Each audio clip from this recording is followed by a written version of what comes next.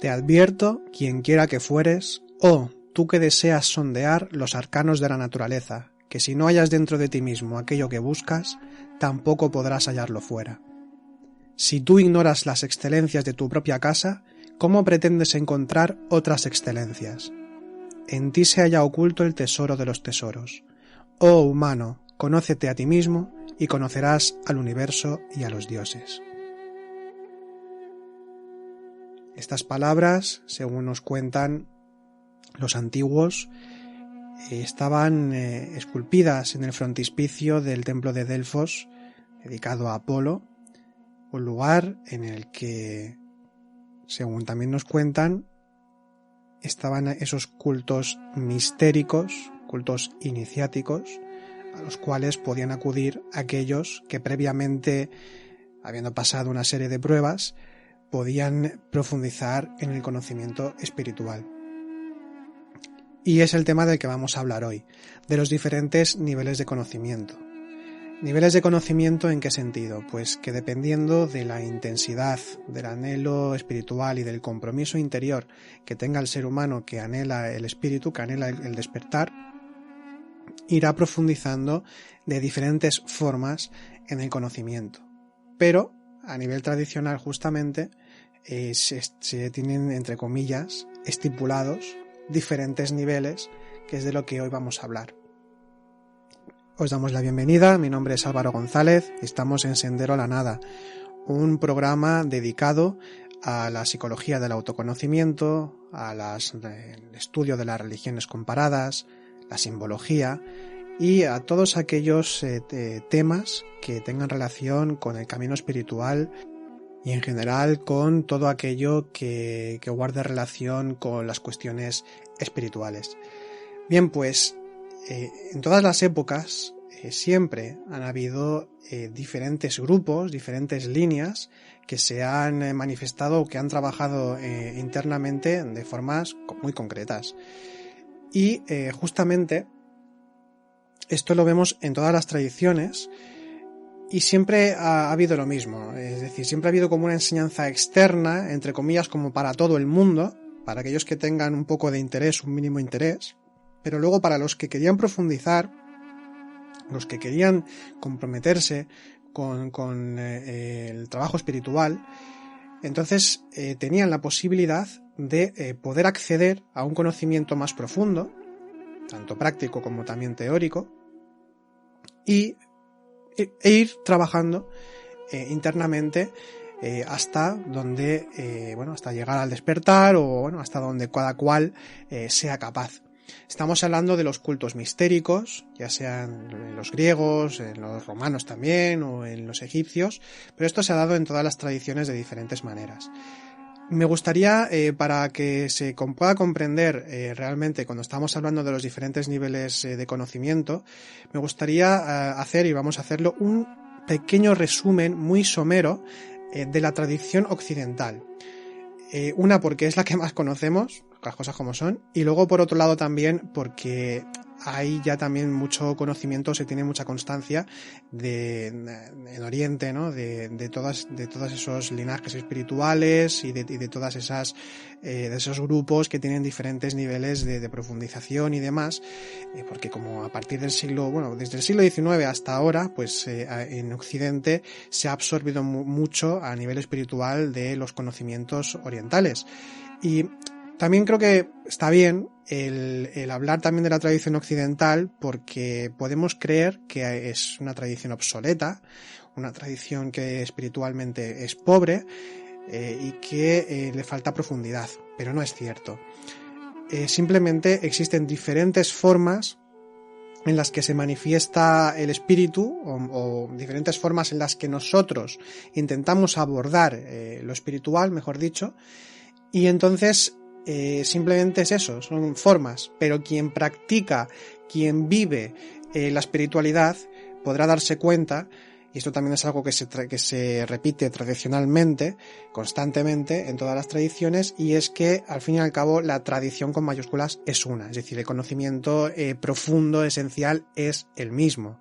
Y eso es lo que aquí nos interesa en nuestro programa y también en nuestra escuela, de abordar, aunque sea de diferentes formas, desde diferentes perspectivas, abordar también esas diferentes comprensiones que se tienen de lo espiritual desde pues eso, todas las tradiciones serias, todas las líneas que permitan allegarse a un conocimiento más profundo de uno mismo y del espíritu. Entonces, volviendo a la tradición occidental, tenemos una vasta tradición, valga la redundancia, de grupos que han profundizado en el conocimiento y que lo han dado a conocer, a veces más veladamente, a veces más abiertamente, y están presentes, han estado presentes. Y hoy en día incluso podemos acceder a ciertos textos que se hicieron públicos en su momento y que podemos estudiarlos y podemos profundizar en ellos. Entonces, cuando hablamos de la tradición occidental, me gustaría matizar que hoy en día cuando hablamos de Occidente pensamos en Estados Unidos, en Europa, prácticamente, quizá en parte en Latinoamérica, aunque ellos también pues tienen su propia cultura aparte, porque de ahí vienen, ¿no? Entonces tenemos esa idea, ¿no? De ubicar geográficamente Occidente, digamos la parte superior del Mediterráneo, la Europa continental, y separarlo del resto de lo que sería el norte de África u Oriente Medio. Históricamente y culturalmente hoy en día sí que es así, pero cuando estamos hablando de la antigüedad, por ejemplo la época griega o el helenismo, ¿no? El Imperio Romano, estamos hablando de algo muy diferente, es decir, que toda cultura europea y del norte de África giraba en torno al mar Mediterráneo, porque allí se encontraban las vías comerciales para poder contactar y poder interrelacionarse entre culturas. De hecho, por ejemplo, tenemos a Alejandría, la ciudad de Alejandría, que justamente era prácticamente capital cultural, religiosa, incluso comercial, durante tiempo de Occidente, ¿no? Del mar Mediterráneo, y justamente estaba ubicada en el norte de África, en Egipto, la zona de Egipto actual, y era un foco importantísimo de contacto entre culturas. De esto ahora vamos a hablar solo un poquito. Digo un poquito porque ya hay muchos libros, he explicado mucho y vamos a hacer aquí únicamente poner un poco en contexto de lo que estamos hablando. Bien, pues dicho esto, tenemos que ya desde el antiguo Egipto estos cultos, vamos a decir mistéricos, estos cultos entre comillas secretos, en los que los cultos a Isis, a Osiris, este tipo de cultos que había una enseñanza que podía impartirse hacia afuera, una enseñanza que era para el pueblo, pero luego dentro de los templos en cuestión, dedicados a estos dioses, se hacían una serie de prácticas, ya fueran rituales o tipo así como meditación, oraciones, etcétera, porque tampoco se sabe muy bien. Es decir, se explica mucho, sí, hacían esto, hacían lo otro, pero es que eran cultos secretos. Había un voto cuando se entraba en este tipo de cultos mistéricos, iniciáticos, se entraba y uno de los votos era el secreto, incluso bajo pena de muerte o de expulsión, si se contaba algo al exterior. Entonces no sabemos muchísimas cosas de las que se hacían en estos lugares. Tenemos algunas nociones por algunos detalles, algunos autores de la época que que habían hablado un poco, que habían conocido un poco, pero todo hay mucho también de suposición y de leyenda. Entonces también hay que ser coherente de no añadir más datos que no pueden ser contrastables. Pero es lo que sí que se sabe es que estos cultos permitían, pues, a aquel que tenía de lo espiritual profundizar en estas cuestiones y compartir en hermandad, compartir estas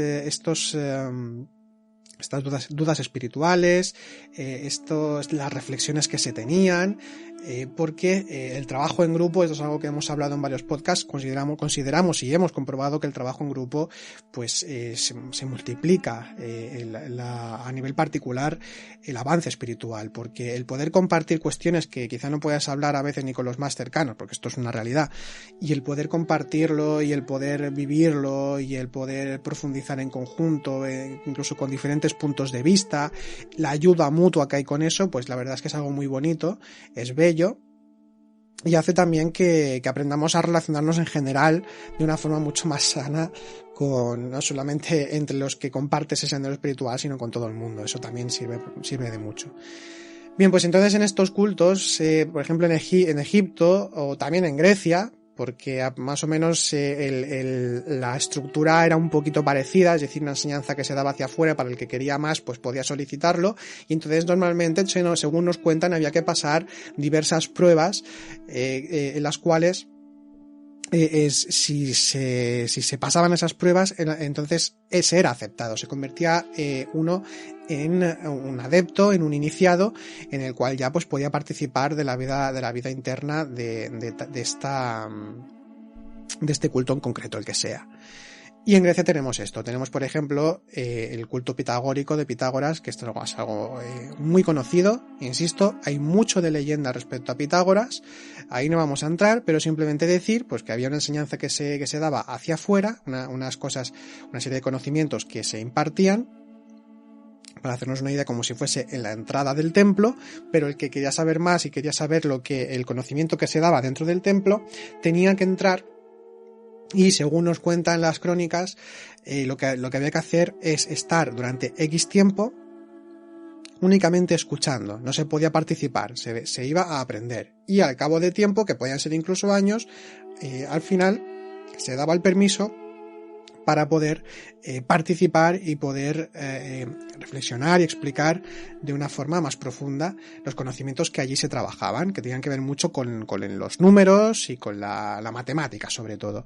A veces también había otros requisitos, los cuales estaban relacionados con saber sobre una serie de ciencias, como puede ser pues, la astronomía o la música, la matemática, las artes, etcétera, etcétera. Entonces también era uno de los requisitos, tenías que tener un currículum que te permitiera el poder acceder a estos cultos, porque en cierta forma, aunque bueno, esto puede ser más discutible o no, pero sí que a veces podía tender hacia cierto elitismo.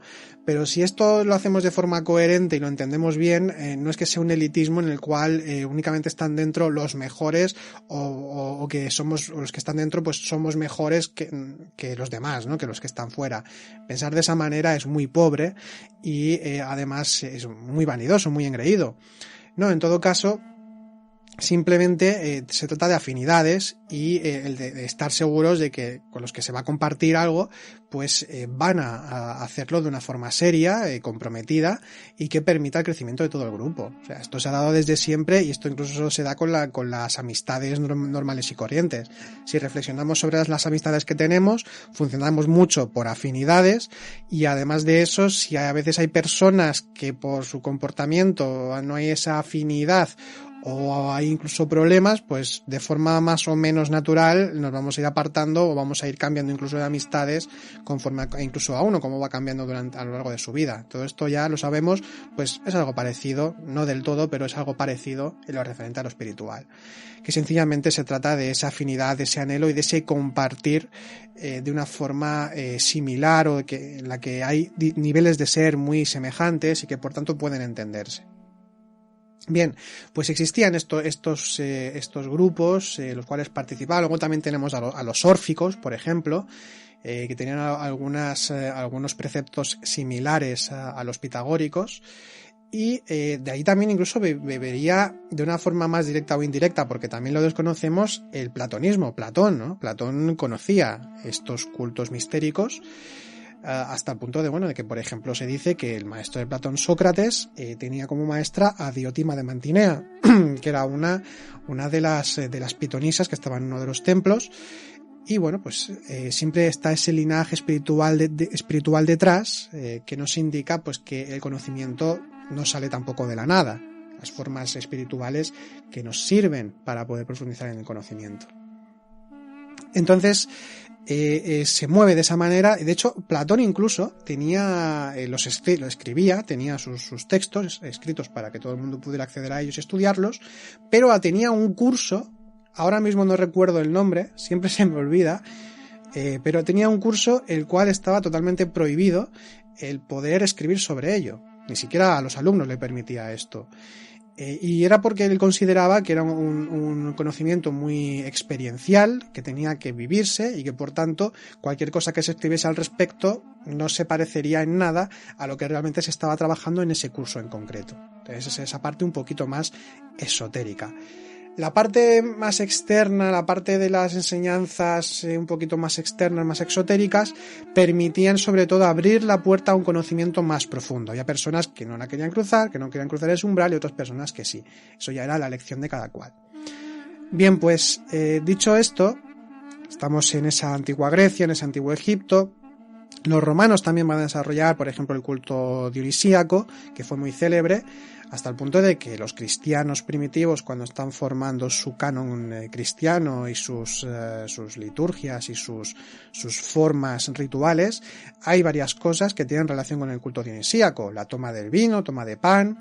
Dionisio, al igual que Osiris, son también revivificados, es decir, son resucitados, 2 veces nacidos, al igual que Cristo. Esto es otro menester, y de esto también ya hemos hablado en los podcasts relacionados con la Navidad, pero decir únicamente también, ya de paso, y recordar que esa tradición occidental tiene una continuidad y cambian las formas, pero al mismo tiempo se beben siempre de fuentes anteriores, y esto no es ni bueno ni malo. De hecho, comentar ya que estamos hablando de lo que se conoce como linajes espirituales, cadenas iniciáticas. Independientemente de la tradición que sea, de los maestros que sean, de las formas que se utilicen para profundizar en el autoconocimiento, al mismo tiempo también hay que decir que se absorben, los que vienen después, absorben esos conocimientos ya preexistentes para reactualizarlos también, y para reactualizarse, para continuar en el conocimiento. Así funcionan las cadenas iniciáticas, los linajes espirituales, que trascienden las formas. Puede haber linajes que sean dentro de una tradición concreta, como puede ser el cristianismo, o me voy al budismo, que es algo que está muy patente, ¿no? De ese maestro discípulo, y de cómo pues hay esa transmisión del conocimiento, que está muy, como lo he dicho, está muy patente dentro de esas tradiciones, pero está sucedido desde siempre en todos los cultos y en todas las líneas de conocimiento y cultos mistéricos y demás. Entonces, esa transmisión, aunque se dé por un lado en una tradición concreta, realmente si hacemos una historia más global y la estudiamos en profundidad, o un mínimo de todas las tradiciones, vemos también que hay como detrás de esas tradiciones concretas está la tradición con mayúsculas, ese conocimiento esencial que estábamos comentando y del que siempre hablamos, esa gnosis, y que hay una serie de maestros y maestras que son todo un linaje espiritual para aquel que quiera acceder también. Podemos irnos de Pitágoras a Platón, pero luego nos vamos al cristianismo, luego nos podemos ir también al culto del hermetismo, podemos irnos también a la China antigua y ver el taoísmo contemplativo, o podemos también estudiar la alquimia de los chinos o luego la medieval, etcétera, etcétera. De hecho es lo que estamos hablando, ¿no?, en esta historia. Bien, pues para ir avanzando, que no me quiero extender tampoco mucho más en esta cuestión, lo que tenemos es que en estas tradiciones siempre está ese culto mistérico, esa posibilidad de profundizar, y después ya empieza la época helénica, ¿no?, con Alejandro Magno. Alejandro Magno, cuando llega a Egipto, pues ya se funda esa ciudad, y ya cuando llegan la estirpe, la línea de los Ptolomeos, después, ¿no?, que eran unos reyes, un linaje familiar, lo que hacen es, tienen la intención de crear un centro también cultural, de conocimientos, de filosofía, de religión, potente, ¿no?, que sea potente dentro del Mediterráneo, que es cuando se crea la Biblioteca de Alejandría, por ejemplo. Pero también esto invita a que puedan las diferentes personas de diferentes tradiciones que puedan unirse, cada cual a su manera, o al menos que tengan su lugar en la ciudad de Alejandría, y de esta forma empieza el periodo helenístico, que es sumamente interesante. Hay una continuidad con la filosofía griega, porque también viene de esa tradición, evidentemente, pero luego también tenemos la aparición del judaísmo, hasta el punto de que la primera traducción fuera del hebreo, la traducción griega, que es la Biblia de los 70, muy conocida, ahí es cuando el judaísmo se abre al mundo, porque ya no es en su propia lengua, la hebrea, sino que también se puede leer en lo que sería el inglés de la época, que era el koiné, que era como una especie de griego, el griego antiguo, un poquito más simplificado que el griego de Grecia como tal. Y entonces, claro, ahí es cuando se extiende también esa Biblia y se puede acceder mucho más fácilmente. Pero luego también tenemos, por ejemplo, el culto del hermetismo, el hermetismo como religión hermética, la cual pues también es muy interesante. Ya estuvimos haciendo un podcast también sobre esto, no voy ahora a incidir en esto, pero solo decir que ahí vemos una concentración de conocimientos que lo que permite es que puedan retroalimentarse. Por poner un solo ejemplo, hay un señor que era judío y que fue uno de los primeros, al menos visiblemente, que empieza a interpretar simbólicamente el texto sagrado, la Biblia. Y los cristianos lo recibieron muy bien y lo consideran pues como uno más, aunque fuera judío, pero fue alguien que es muy importante, Filón de Alejandría.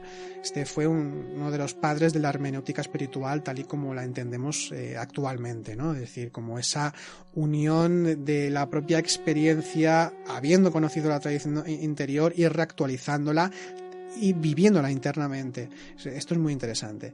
Entonces, bueno, tenemos entonces a ese periodo helenístico, estamos hablando de los primeros siglos del cristianismo, siglo II, siglo III, un poquito antes también, siglo I, y a partir de ahí pues continúan naciendo diferentes líneas tradicionales hasta que hay como otro punto de inflexión, o al menos es lo que consideramos nosotros.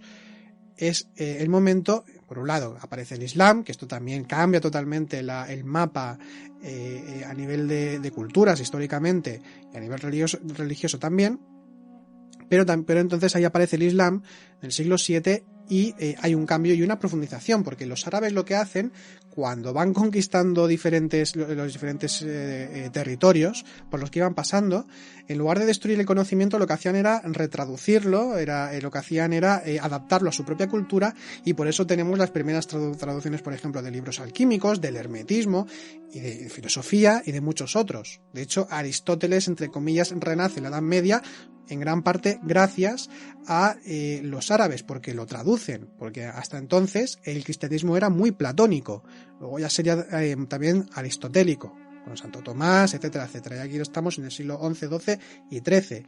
Y es ahí donde también hay una gran explosión espiritual muy interesante, porque nos encontramos con un gran auge de las místicas. Tenemos, por ejemplo, a las beguinas, sobre todo así más o menos por el centro, un poquito norte de Europa.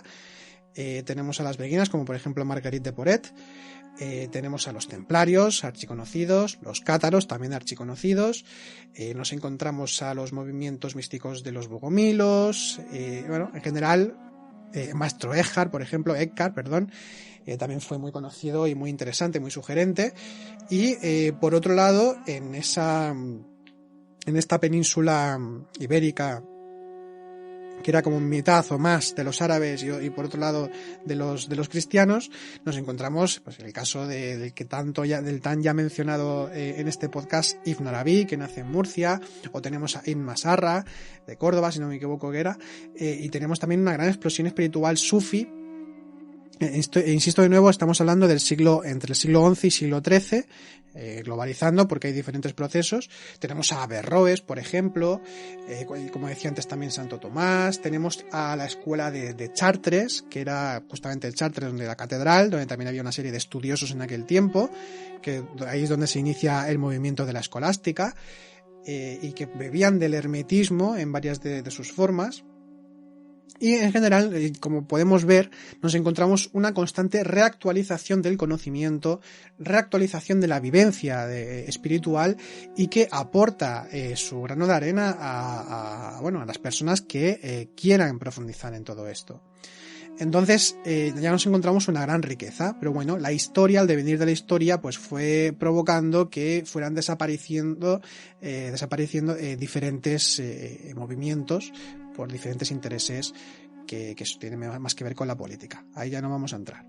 Pero la cuestión es que tenemos muchos textos interesantísimos en aquellos tiempos. Tenemos, por ejemplo, a Ramón Llull, que era un gran místico. Nos encontramos también en Córdoba a Maimónides, que aparte de ser médico era también un gran espiritual judío, aunque también escribió en árabe.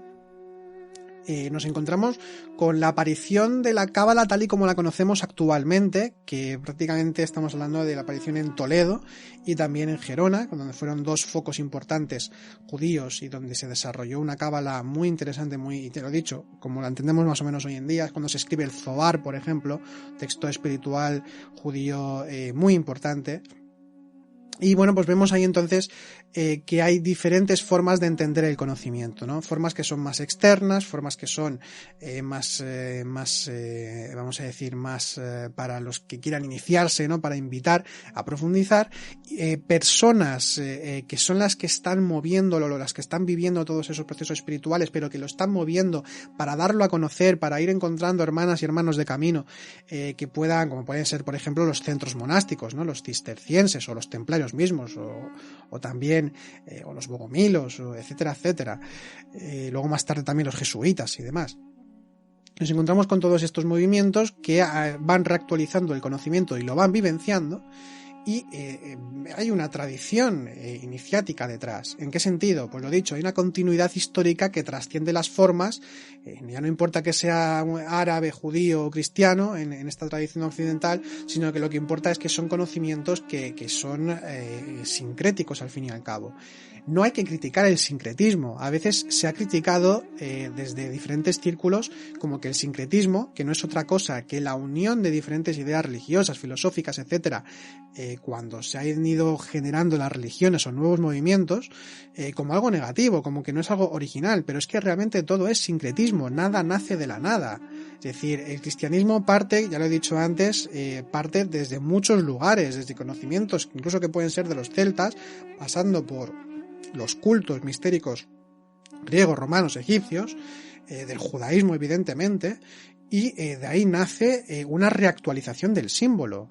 Es decir, no hay es decir, a veces sucede que hay vídeos o libros y demás que critican como que el cristianismo es una falsedad por el hecho de que nos encontramos con mitos, con leyendas muy semejantes en Egipto, por ejemplo, o incluso en los griegos o los romanos, y que por esto, por como se parecen mucho, como parece ser que copiaron los cristianos esos símbolos, como que ya no es válido, como que ya no vale, que no sirve para nada.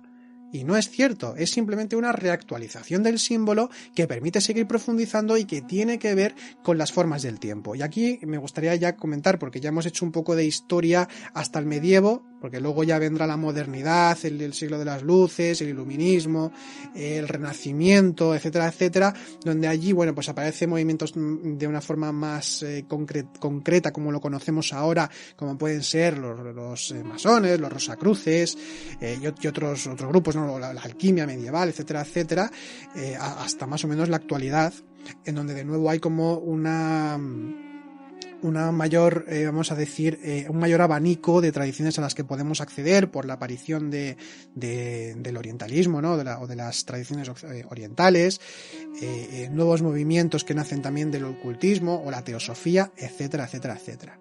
Bien, espero no haber sido muy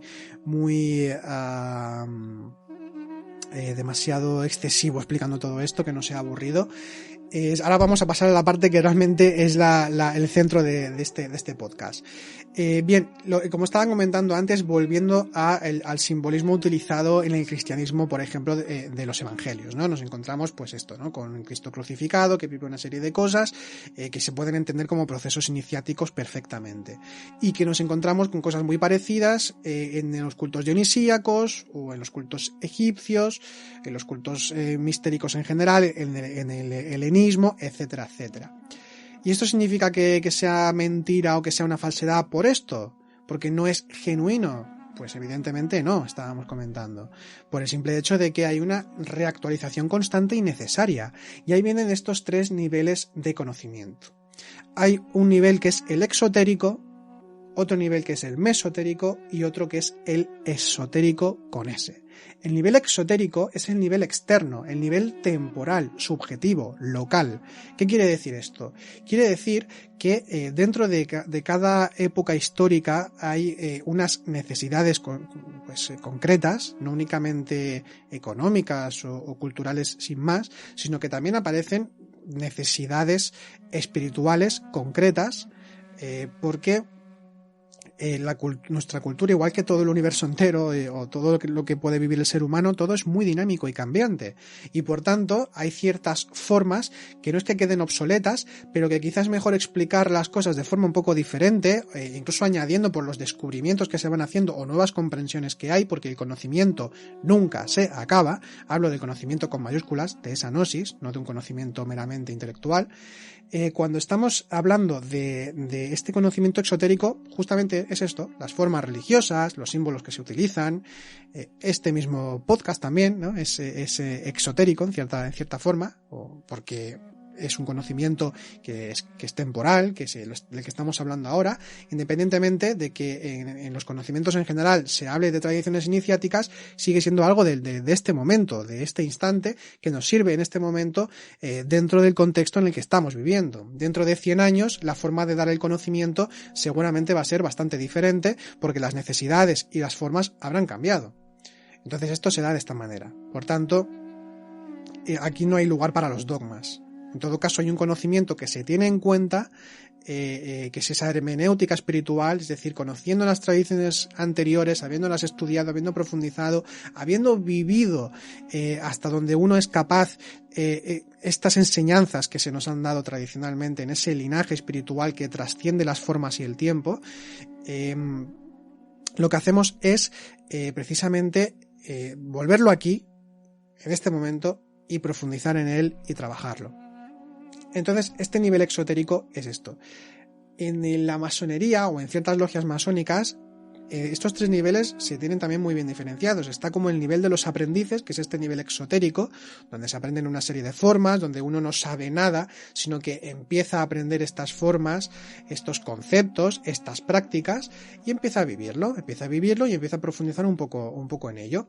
Y entonces es donde se da, con el debido tiempo y la debida profundización, donde se da lo que se conoce como el nivel mesotérico. El nivel mesotérico es el nivel, como también dirían en algunas logias masónicas, el nivel de los compañeros. ¿Qué sería este nivel de los compañeros? Bien, el nivel de los compañeros es ese nivel de conocimiento en el cual, de estar en el nivel anterior o ni siquiera esto y simplemente pues leer, aprender ciertos conocimientos y ya está, que queda como digamos en lo que sería la letra muerta, pasamos a lo que sería la letra viva, la palabra viva, los compañeros que comparten el conocimiento, comparten sus procesos espirituales y hacen que el conocimiento en sí mismo perdure, que continúe vivo, que pueda entregarse. Ahí vemos que pues son los que crean o los que reactualizan, en este nivel mesotérico, los que reactualizan las formas, los que crean nuevas formas o conceptos que permitan a que los demás también se alleguen a la espiritualidad. Porque recordemos que el espíritu no tiene definición, el espíritu no puede explicarse, es una vivencia en todo caso y que es muy poco descriptible o indescriptible directamente. Entonces el símbolo o ciertas formas, o como puede ser por ejemplo una parábola en el Evangelio, bueno, de hecho esto sucede, ¿no? En todas las tradiciones, que el cuento o la leyenda con su símbolo pues tiene una función muy importante, porque está hablando o sugiriendo algo que va mucho más allá. Por eso, por ejemplo, también la poesía mística nos sugiere tanto. Entonces, este nivel mesotérico es el donde hay movimiento, donde podríamos hablar de logia como logos, como palabra viva, de palabra, ¿no? de esos grupos, de esas formas que permiten que el conocimiento perdure. Porque al fin y al cabo el nivel mesotérico es el contenedor que permite que el espíritu pueda expresarse. Insisto, con símbolos, con prácticas, con conceptos, esos grupos que permiten que continúe el conocimiento dándose. Entonces el nivel mesotérico es muy importante porque es además el intermediario entre el exotérico y ese tercer nivel, que es el esotérico. El esotérico es intemporal, es interno, es objetivo, trascendente, oculto. Es el lugar de los maestros, de los iniciados, de los adeptos reales. Que, bueno, digamos, para representarlo de una forma gráfica, se sirven de las formas mesotéricas, es decir, un símbolo de por sí, como puede ser por ejemplo un círculo. Nosotros ahora dibujamos un círculo y simplemente es un círculo. no tiene aristas, y podemos entender, bueno, pues este círculo simplemente es esto, un círculo en blanco. Pero un círculo podemos añadirle un significado, una dirección, un propósito. Por ejemplo, el círculo puede ser el infinito, podemos incluso también a otro nivel, podríamos dibujar dentro del círculo una serie de cosas y extraer de ahí, pues, por ejemplo, un mapa del mundo, entonces este círculo también simboliza el mundo, por ejemplo. Entonces, al fin y al cabo el símbolo, lo que quiero decir con esto, que he puesto ejemplos malísimos, ya lo sé, pero lo que quiero decir con esto es que el símbolo es un vehículo y los conceptos de una tradición concreta, de una religión, también son vehículos. ¿Vehículos de qué? Pues vehículos para que se pueda expresar el espíritu que no tiene forma. Y ese nivel esotérico, precisamente, es el que no tiene forma y que se sirve de las formas, ya sean religiosas o filosóficas o en cualquier línea de conocimiento seria, que permite el poder expresarse. Y esto es lo interesante, que realmente el nivel más importante, entre comillas, es el nivel mesotérico, porque permite que el conocimiento pueda reactualizarse y que pueda moverse, para que lo esotérico pueda manifestarse y para los exotéricos o los que están buscando que puedan acceder a un conocimiento más profundo. Entonces, el nivel mesotérico es el enlace entre lo espiritual y lo mundano. Y por esto es totalmente respetable. De hecho, por ejemplo, en el budismo Sochen, no sé si en todos los budismos, yo lo he leído respecto al budismo Sochen, se dice que el maestro es más importante que el Buda. ¿Por qué? Porque el maestro es el que te va a dar el acceso, te va a dar las herramientas y la guía espiritual necesaria para que puedas convertirte en un Buda. Por tanto, se respeta al maestro, se le tiene en cuenta, se le tiene presente. Esto está bien. Otra cosa es que entremos en la idolatría y en el fanatismo, con lo cual entonces tendríamos un problema. Y si hay algún, entre comillas, maestro que invita a eso él mismo, que de alguna forma con su comportamiento pretende que sea así, que haya una idolatría hacia su persona, pues entonces directamente no es un maestro, sino que nos está mintiendo, nos está engañando. En todo caso, y esto lo dice, por ejemplo, Boris Moraviev en su obra Gnosis, dice que desde lo bajo, desde los que estamos dormidos, un maestro es eso, un maestro, pero desde lo alto, con mayúsculas, lo alto, es un siervo, es un asistente, alguien que permite que lo espiritual se pueda hacer manifiesto y accesible a los demás. Que esto también, por ejemplo, en cierta forma es la función en el budismo del bodhisattva, ¿no? El estar ahí para despertar a los otros seres, o para ayudar a despertar a los otros seres.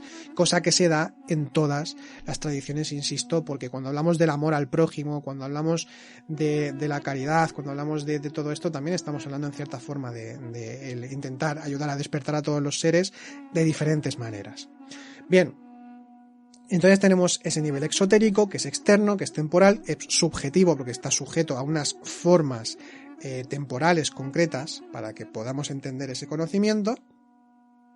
Luego nos vamos al mesotérico, que es donde está la palabra viva, donde se reactualiza el conocimiento y entre los que están ahí compañeros van también entre ellos ayudándose mutuamente en hermandad, vamos a decirlo así, porque es como se hablan entre ellos. Vemos cualquier logia y entre ellos se hablan entre hermanos y hermanas, lo tienen muy claro. Ya implica un compromiso, igual que cuando nos hace monje o se hace monja, implica un compromiso con el grupo en cuestión. Esto es algo ya que se escoge y que esto es elección de cada cual, si considera que lo necesita o si le viene bien, etc.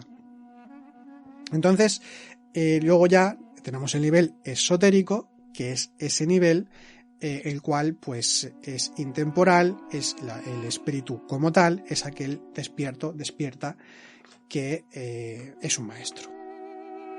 Entonces, también otra forma de entender o de resumir estos tres niveles de conocimiento, podemos entender que lo que nos da el conocimiento exotérico, esas formas, esos conceptos, esas prácticas iniciales para comenzar en el conocimiento, sobre todo lo que nos tiene que dar es la idea de la comprensión del abandono, de la creencia en la personalidad como valor permanente. Recordemos, cuando hemos visto en otros podcasts, que la personalidad al fin y al cabo es como un vehículo de nuestra psicología que nos permite adaptarnos e interactuar con el mundo.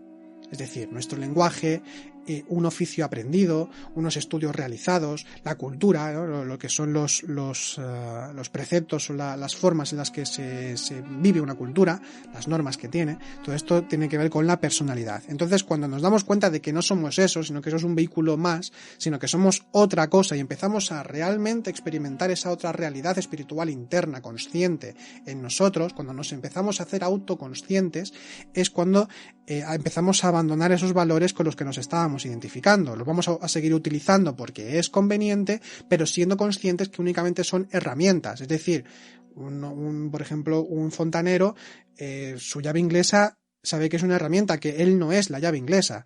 Pues a eso nos estamos refiriendo con el abandono en la creencia de que la personalidad es lo que somos, un valor que no se puede cambiar en absoluto, cuando simplemente es una herramienta que puede cambiar. Igual que una llave inglesa, cuando deja de funcionar, pues ya no la utilizo, sino que compro otra y ya está.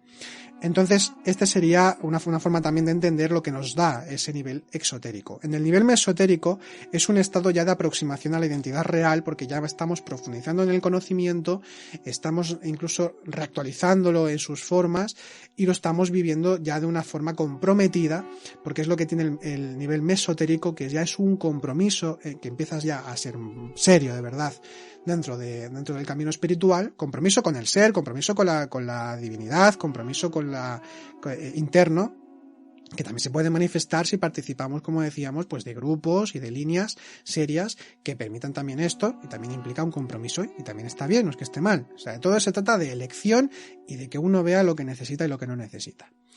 Entonces tenemos ese nivel mesotérico, como decíamos, y luego ya el esoterismo como tal, la ciencia de lo íntimo, que son los hechos, actos y naturaleza accesibles a la zona de lo real, a lo consciente, a la conciencia. Es ahí donde se manifiestan todas estas fuerzas internas que nos llevan a despertar como tal y que permiten también una continuidad en el conocimiento, igual que el nivel mesotérico, porque se sirve de sus formas. Entonces, estos son los 3 niveles de conocimiento que permiten que el conocimiento siga manifestándose y que se dan en todas las tradiciones. Hay parte exotérica y parte esotérica en absolutamente todas, igual que mesotérica. Esto es algo que si yo incluso invito, ¿no?, que si ponemos a estudiar un poquito estas tradiciones religiosas o filosóficas, si lo vemos desde este punto de vista, vamos a poder ver perfectamente diferenciados estos 3 niveles de conocimiento. Para poder profundizar en el conocimiento es muy importante, que esto también es algo que ya hemos hablado en diferentes podcasts, pero insistimos otra vez en ello.